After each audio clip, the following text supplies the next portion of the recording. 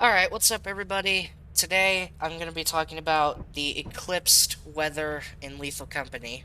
It's often regarded as the absolute worst weather in Lethal Company, and people say that you should never visit an eclipsed moon because it makes more monsters spawn, and it's the hardest weather in the game. But the thing is that this is not fully true. There are some cases where Eclipsed is not as bad as other weathers, and there's even cases where Eclipsed can be profitable. So, I have a text document that I'm going to put on the screen right now.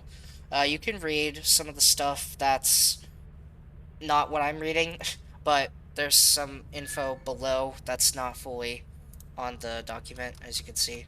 Not fully on screen, I mean. So, Eclipse Weather. What this does is it causes the eclipsed spawn cycle to happen, is what I call this. So, as always, what people say for Eclipsed, usually, is it makes more monsters spawn, and lets monsters that are normally only active at night immediately spawn in when you land on a moon. That's not, however, the proper explanation. What it actually does is it makes a set number of monsters guaranteed to spawn every 2 in-game hours, and that number is different for each moon. Now, should be noted that this will not make monsters instantly pop out of vents in the interior, because monsters in the interior have different times for how long they take to come out of a vent, and Eclipse does not change that. It just makes vents start spawning the set number of monsters every 2 hours. Now, this cycle starts at 7 a.m., and it will end at 11 p.m. 7 a.m. is the time that you actually land. It's not 8 a.m. like most people think, so the cycle will happen 7 a.m., 9 a.m., 11 a.m., 1 p.m., 3 p.m., 5 p.m., 7 p.m., 9 p.m., and then 11 p.m. is the last time it will happen when you're on a moon. But you should be out of the building by that time, so that shouldn't really matter too much. Anyway, so, the spawn cycle from Eclipsed is a separate thing from the regular spawn cycle that can happen on moons during any weather, which includes Eclipsed. So, when you get the monster or monsters from the Eclipsed weather spawn cycle, it is possible to also have another monster spawn from the normal spawn cycle that happens from an increase in spawn curve as the day goes on. I'm not going to be talking about that. That's a whole separate thing. The spawn curve is a much more complicated thing to talk about, but basically all you need to know is that it increases as the day goes on, and that's how monsters spawn in Lethal Company. You're least likely to get a monster the earlier in the day, but as the day goes on, you're more likely to get monsters spawning both inside and outside. Um, and the normal spawn cycle can only spawn one monster at a time for both inside and outside. And that spawn cycle also happens every 2 in-game hours. So the eclipsed spawn cycle, if a moon is eclipsed, it's going to spawn at least one monster every 2 in-game hours, but the normal spawn cycle from the spawn curve is also active at the same time, and that can make at least 2 monsters spawn every time the game hits 2 hour mark. So keep that in mind. Alright, so the numbers of monsters that will spawn every 2 in-game hours for each moon when it's eclipsed are down here. And again, this is an effect that happens both inside and outside. It will continue to happen until the power level is filled for either inside or outside. When it's full, the cycle has to wait for open power, and then the next 2 hour mark to spawn in new monsters. And like I said, it starts at 7 a.m., ends at 11 p.m. If you don't know what power level is, power is what this game uses to spawn monsters in. Each monster has a power level, and there's a max power cap. So, for example, Experimentation, which is the moon we're going to be landing on in-game, Experimentation has an outside power level of 8. And outside power is what eyeless dogs, earth leviathans, forest giants, baboon hawks, old birds, that's what all those monsters take. Ambient creatures like manticoils and roaming locusts, they take a separate power called daytime power, and the daytime power is not affected by Eclipsed in any way, so don't worry about that. It doesn't matter anyways. It basically only lets Circuit Beasts spawn, and that's not important. You're not going to get more Circuit Beasts from Eclipsed, because it doesn't affect daytime power. It's just It just affects inside power and outside power. I know that daytime and outside might be confusing since both of them are for outside, but what I do is I call outside power nighttime power, and I'm going to be referring to that for the rest of the video. So, because experimentation has 8 nighttime power, and eyeless dogs and earth leviathans take 2, the most monsters you can get outside on experimentation at night is 4. Same thing for Eclipsed, because Eclipsed allows those nighttime power monsters to spawn earlier, and it's only going to be up to 4, because eyeless dogs and earth leviathans take 2. Now, it is possible for old birds and forest giants to spawn, and they take 3, so it is possible that you're only going to get 3 outside monsters from nighttime power, but you'll never get any more than 4, because of how power works. So, here are the numbers for how many monsters spawn each spawn cycle during Eclipsed. Experimentation is 1, Assurance is 1, Vow is 1. So, we'll talk about this in a moment. Offense is 4. That's pretty scary. March is 2. It's the only one that's 2, actually. Adamance is 3. Not really that great to deal with. Rend is 3. This one's important too. Dyne is 4. Very scary. Titan is 3. Embryon is 4. That makes sense. Artifice is 3. This one's interesting. You would expect Artifice to also be 4, since it's meant to be the hardest moon in the game overall, but no, it only has 3 monsters spawn every 2 hours, both inside and outside, which is interesting. Now, important thing to note is baboon hawks, as you know, probably know, when baboon hawks spawn, 2 spawn at once. So, because of that, that counts as 1 spawn. So, if you see 4 monsters on Adamance, or more than 4, when the spawn cycle happens on Eclipsed when you land, it's because more than 1 baboon hawk spawns at a time. 2 spawn at once, and that counts as 1 singular monster spawn. So, that will take up 1 spawn for Adamance, but that can allow 2 other monsters to still spawn despite there being 2 baboon hawks. So yeah, let's go ahead and close this document for now. And we are going to go ahead and land on experimentation to show in-game examples of the Eclipse spawn cycle in action. So yeah, because I'm landing, it's 7 a.m., so that means there is something out here. Most likely it is an eyeless dog or an earth leviathan. I'm not seeing any eyeless dogs, so I'm going to assume that it's an earth leviathan. Don't see one on the monitor right now. But that doesn't mean it's not out here. Okay, so here's the eyeless dog. This is the 7 a.m. spawn cycle spawn for Eclipsed, and there's also 1 monster inside. I'm not going to go inside, because I don't want to have to go back and forth, but there is a monster inside. And in 30 seconds, there's going to be another monster that spawns out here and also inside. So let's wait for that to happen. It's not going to be on the dot, by the way. It might take, like, 11 seconds extra for whatever the spawn cycle monster is to spawn in, but it will always be around the same times. Whatever it is. Might be an eyeless dog at the back, might be an earth leviathan I can't see. Let's go on the ship and look at the monitor again. Okay, I don't see anything. Oh, is that...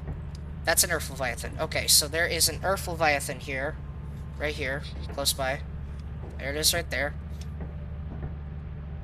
Yeah. So that's the spawn cycle.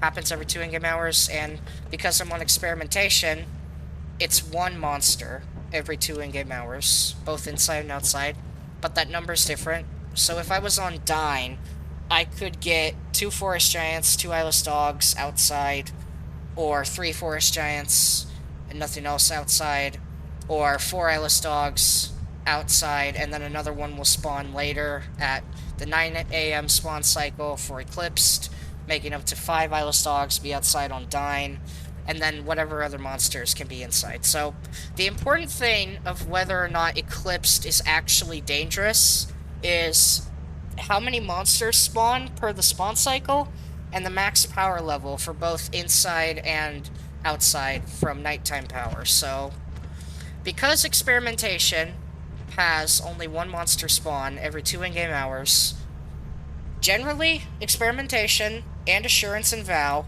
are not actually that hard when they're eclipsed, and I would argue that flooded is a much worse weather to have on experimentation and assurance, not vow, because vow is easier when it's flooded. Or, well, no, it's not easier. It's the easiest flooded weather is on vow, is what I mean. At least in my opinion, I think that is the case.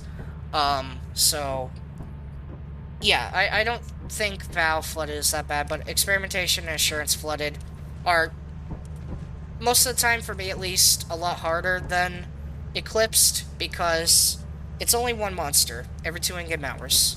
And the stuff that can spawn inside with the power level, it's not that bad. Experimentation's max indoor power is 4, so really, you're not going to get too many dangerous things inside. That being said, the outside of experimentation is a lot harder to deal with than the inside when it's eclipsed, because up 4 monsters outside, up to 3 Earth Leviathans, up to 4 Eyeless Dogs, and possibly a combination of the two in some way, that can be pretty hard to deal with, especially if it's 2 dogs, 2 Earth Leviathans. That's kind of a scary combo.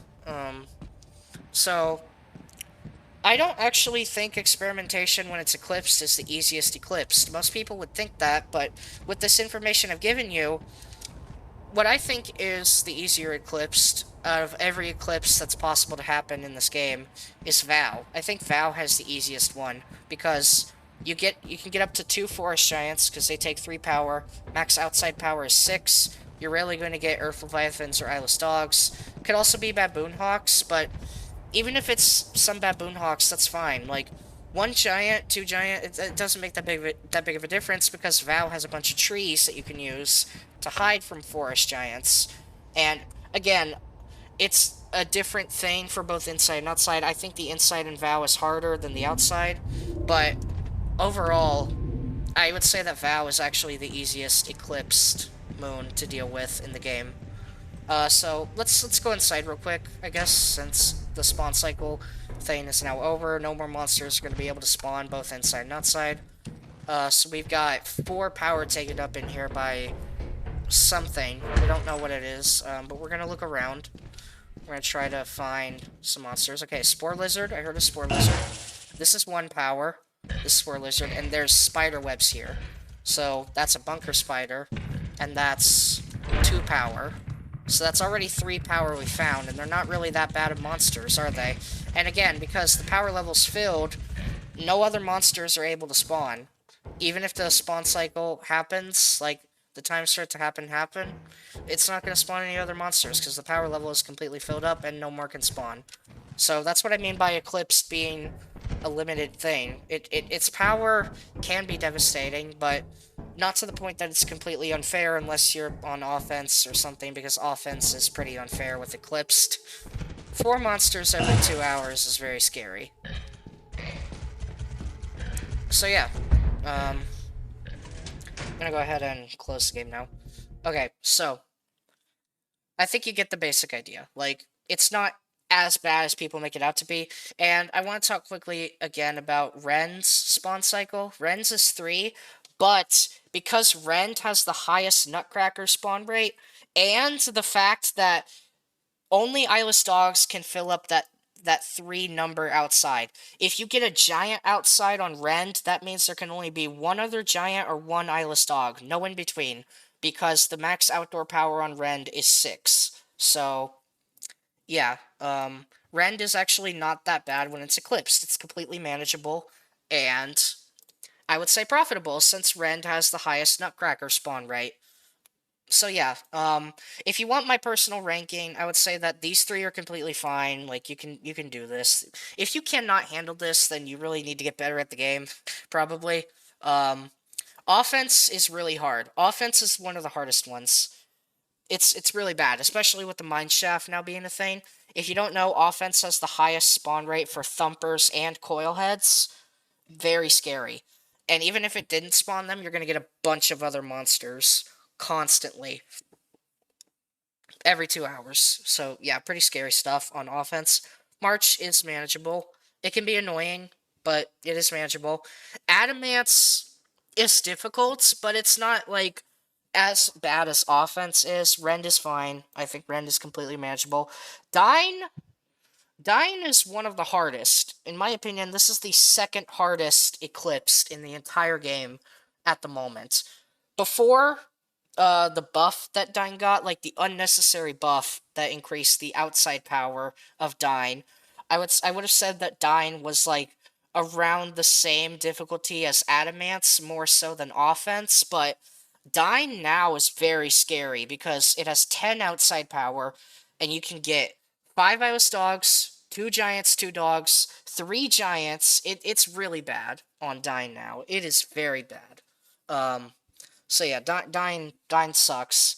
Titan is manageable because of how big the interior is. It's not going to be very frequent that you get to see a lot of those 3 monsters every 2 hours. It's not that you won't, you just won't see like a constant spam of them like you would expect. It's much worse on the exterior, but it's much more manageable than Dine, I feel like.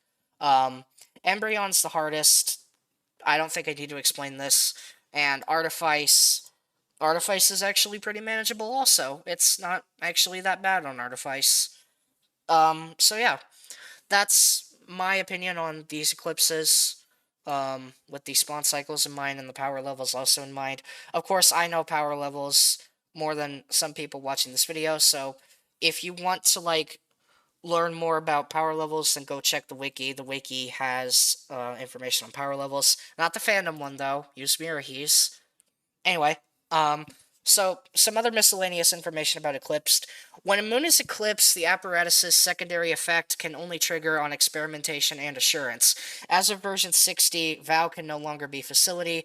This used to include VOW when I wrote this, but now that VOW cannot be facility, this can only happen on experimentation and assurance if a moon is eclipsed. If you don't know what this secondary effect is, I'm not talking about the one with the old birds. This is one that was added before old birds were added, has been in the game since release, and I would call the old bird one a tertiary effect.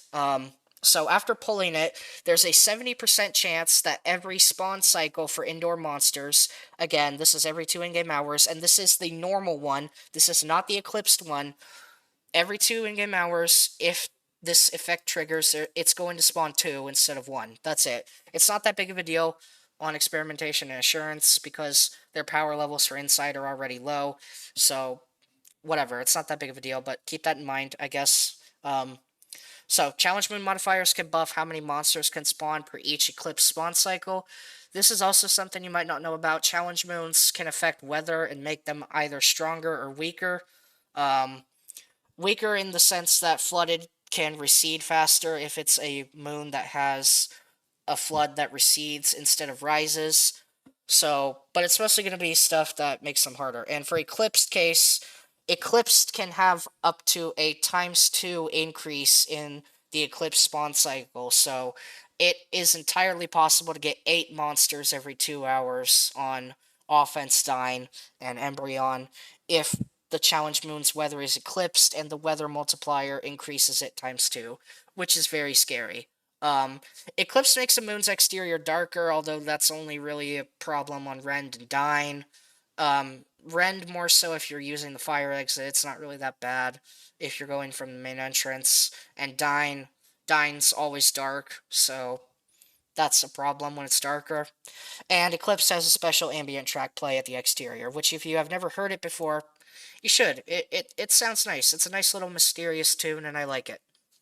Okay, so that's everything I have to say about Eclipsed, and I hope that this information will help you get better at the game, and make you more confident in dealing with eclipses if they're happening, especially ones on Rend, because, again, I really feel like Rend is profitable when it's eclipsed, and Artifice is not that bad when it's eclipsed, so don't be too concerned about it, but do keep in mind everything I've told you, and yeah, I'll see you guys in whatever the next Lethal Company video I make is.